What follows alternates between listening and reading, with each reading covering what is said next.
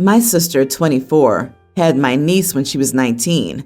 She dropped out of college but didn't want to ruin her boyfriend's life, so she never went after him for child support. The truth was that it wasn't his baby, and she wasn't sure who the father was. I'm a fair bit older than her, and I make a good living, so I helped her out with money and free babysitting, that sort of thing. My niece is a kindergartner now and is a bonus kid for my family. Even my husband's family has sort of adopted her as one of ours. My sister just told me she's pregnant again. She hasn't mentioned her boyfriend, so I asked her what her relationship with the father was like.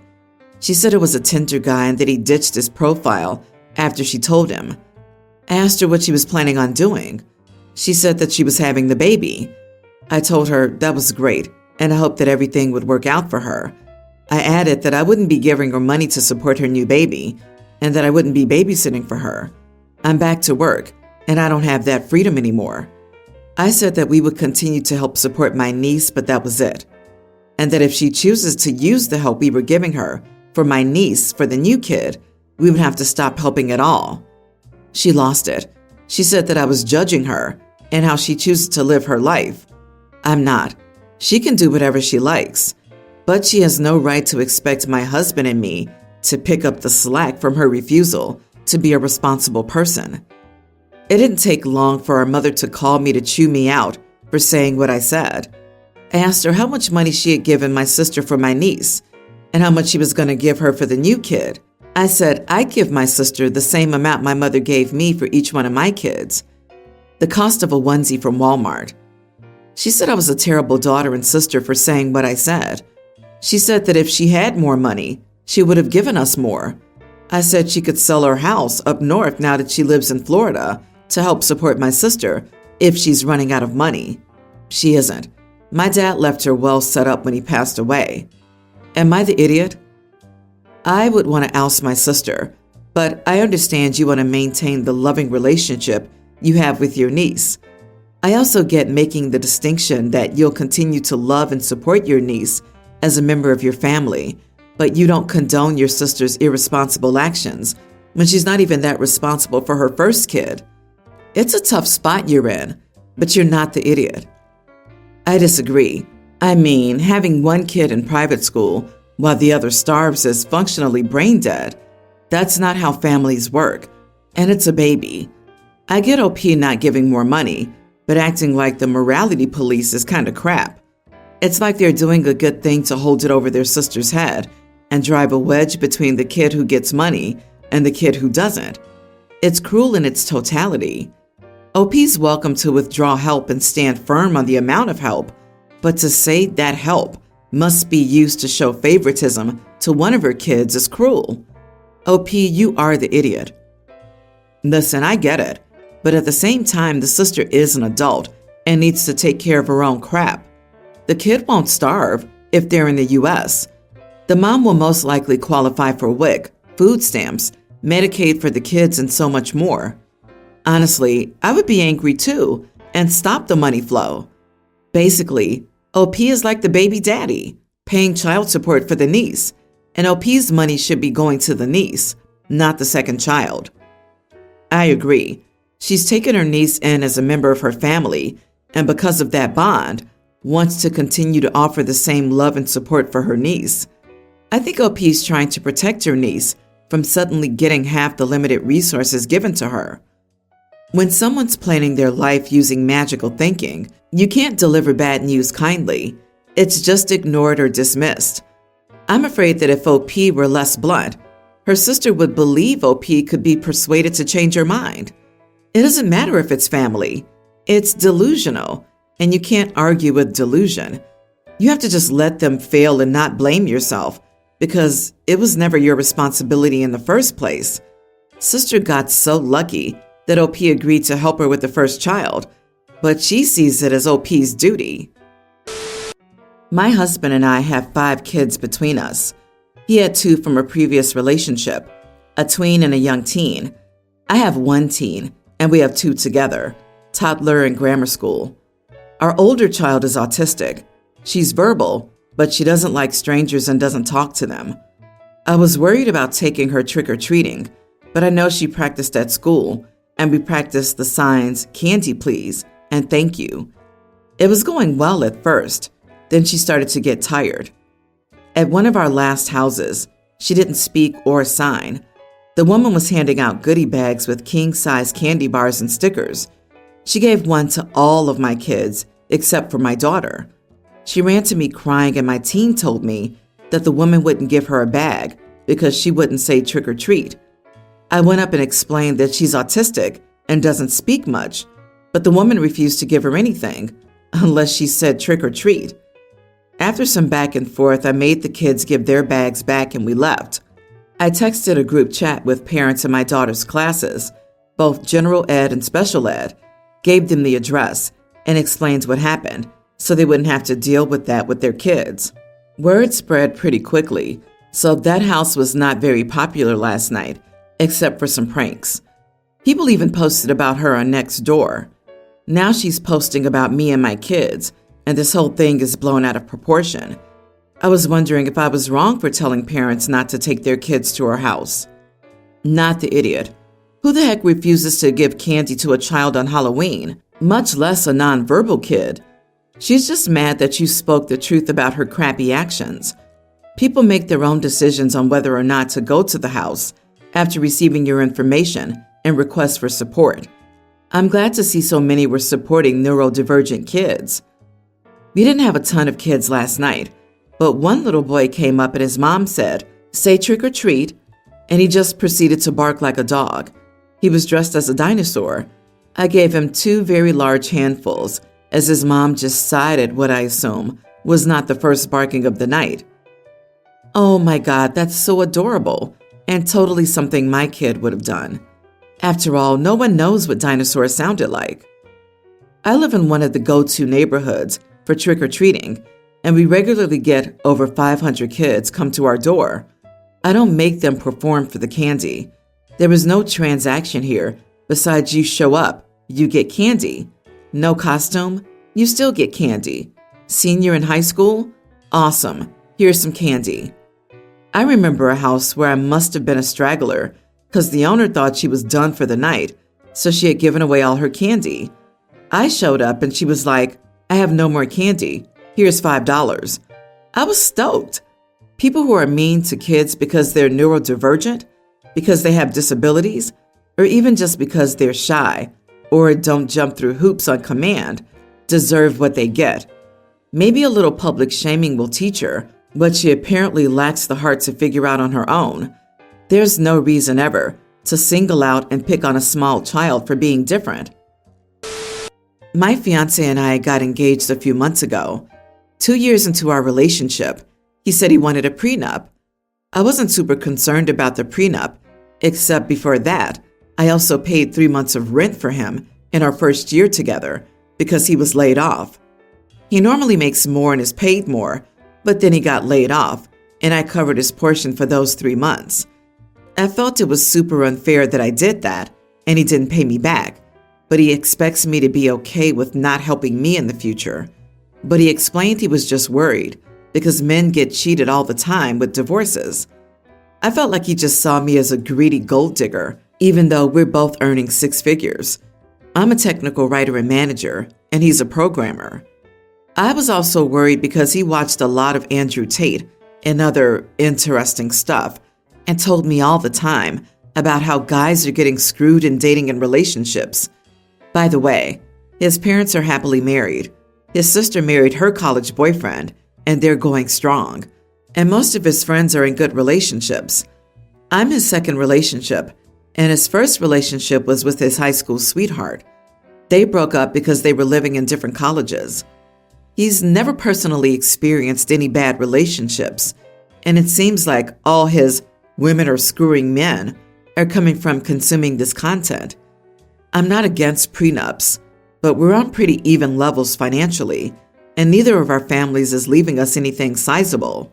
We also want kids, and that means I have to take time off work, and he works more hours than me, so I'm probably doing more housework and childcare. Even at home now, I do more cleaning. I told him my reasons and he agreed, which was about a year ago. But then recently, since we got engaged, he brought up the topic again and wanted me to sign. I told him again why it wouldn't make much sense and would be unfair to me, especially with maternity leave, and he got mad and started complaining about men getting screwed in marriage and how 10 years in the future I could cheat and take his money. I'm pretty shocked and I'm thinking of ending the engagement, but am I the idiot for not wanting to sign the prenup when it seems that he thinks I'm going to screw him without one? Not the idiot.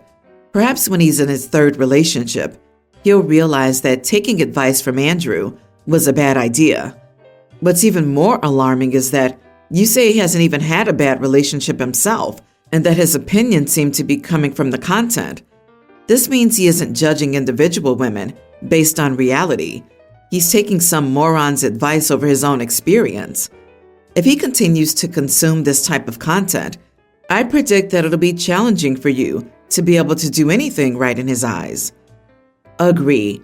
He's worried about a prenup and has trouble covering rent. What a loser. Personally, his views on women and marriage here would be a red flag. The content you're talking about is deeply misogynistic at best. Don't marry this man. It's the only correct answer. Also, make sure you force him to pay back what he already owes you. Lastly, prenups are primarily important if you have a lopsided distribution of assets. It sounds like he has none. Why does he want one? He's got nothing to protect. I, female 42, was told by my husband, 51, that I shouldn't dress up to go to our child's elementary school. I love fashion and do tend to dress up. I don't like wearing jeans. I don't feel the need, and it's hot where I live, so I wear a lot of skirts, usually T-length or to the knee, and trouser-type pants. I love finding interesting prints and cuts. I usually wear heels and only wear activewear to the gym. I've spent a lot of hours cultivating my wardrobe. I volunteer at my daughter's school often, am on the PTO board, and do pick up and drop off, so I'm there a lot, and the teachers know me pretty well. I'm also one of the older moms in elementary, and my husband is the oldest dad. We were at an award ceremony. I was wearing a printed jumpsuit with an asymmetrical neckline. One of the teachers told me I always look like I just walked off the set of Intimacy and The City. I took it as a compliment since it's an iconic show. My husband said it wasn't, and she's always saying that I'm overdressed. He also said the other parents don't appreciate me trying to show off, since they mostly wear jeans and activewear. My husband is retired and rarely dresses up, which is fine with me, especially since he had to wear a suit every day for 30 years. It's all personal preference, I think. I just prefer different. He used to love my style, but seems over it since he retired. So, should I be dressing more like other parents? Not the idiot. The teacher meant that as a compliment. Teachers don't randomly slag involved parents, especially not for looking stylish. Your husband is just wrong on this. Dress however you like. I tend to dress for comfort, but I always enjoy seeing a confident person dressing in a way that makes them happy. I 100% guarantee this isn't about you dressing up, or the teachers, or other moms. This is because some other male at some point made a positive comment about how good you look, and your husband heard it, and he's being cranky about it for some reason. It's probably in his mind that other guys are noticing that his retirement is coming, but you still dress well, and he dresses comfy, and he's worried that some dudes will compliment you. It sounds like he's being jealous and insecure. I disagree. You are the idiot, OP. I definitely say you have a main character syndrome. If I knew how I dressed made multiple people uncomfortable, including my husband, I'd bite the bullet, put on some jeans and cover up a bit. With all the, I like fashion, I only wear heels, I only wear activewear to the gym. Everything you say is an I statement. Dress up appropriately. If not for you, then for your kids, because my mom says your mom dresses like you walk the streets will be something that they'll have to hear. My 18 male sister, nearly adult, is in love with my best friend, 18 male, whose birthday was yesterday. She got this idea that she would give him a funny present that would make him see her sense of humor and say yes when she finally musters up the courage to ask him out. She got him a comb, which she thought he'd find funny after his hair loss, leukemia patient going through chemotherapy. I didn't know she was giving him that until she did it. My friend did not find it funny at all. He didn't cry, but he was upset. He's refused to answer her texts or calls from this morning, and she's freaking out. I haven't said anything to her since last night, and my mom has been scolding me for it. She told me silence can be louder than words, and that I was being a lousy brother by not helping her while she was distressed. Mom said that my sister made a mistake, yes, but shouldn't be shunned by the two most important boys in her life. Am I wrong for not talking to her? How is this funny? This is either cruel or ludicrously socially inept. Your sister needs to learn how to read a room. Some people are okay with dark or black humor. Your friend obviously isn't, but you're not the idiot for not coddling your sister because she made a mistake. This is a good learning experience for her, that not everyone will share your sense of humor, and not everyone will take things the way you expect them to or want them to. It's also a good learning experience that even if you intend for something to be a joke, once it's said and done, you can't take it back. It's out there, whether you regret it or not. I mean, it's kind of funny. It's messed up if the recipient doesn't share the same sense of humor, but if I had that happen to me, I would probably laugh. OP needs to talk to her about it, though, instead of just ignoring her. He's not the idiot if he doesn't, but he should probably try to convey to her why his friend didn't appreciate her joke. Oh, I agree with you there. A constructive talk is good in this case. Your sister has a dark sense of humor. It'll be eventually appreciated by someone else, like someone who finds the idea of a tape recorder in a coffin, screaming, "Let me out," funny. Your friend does not share that sense of humor, and that's unfortunate for your sister. I had my 13th birthday in hospital after suffering a spinal injury that paralyzed me from the waist down. In a charity shop, my mom found a book for me, Improving Your Jogging. She had a sick, evil sense of humor. So did I. I thought it was hilarious, and all my friends agreed. Her friends were mostly horrified that she could be such a cruel cow. OP, this is between her and him, not you and her. Stay out of it. I love dark humor, but cancer at 18 jokes? On his birthday?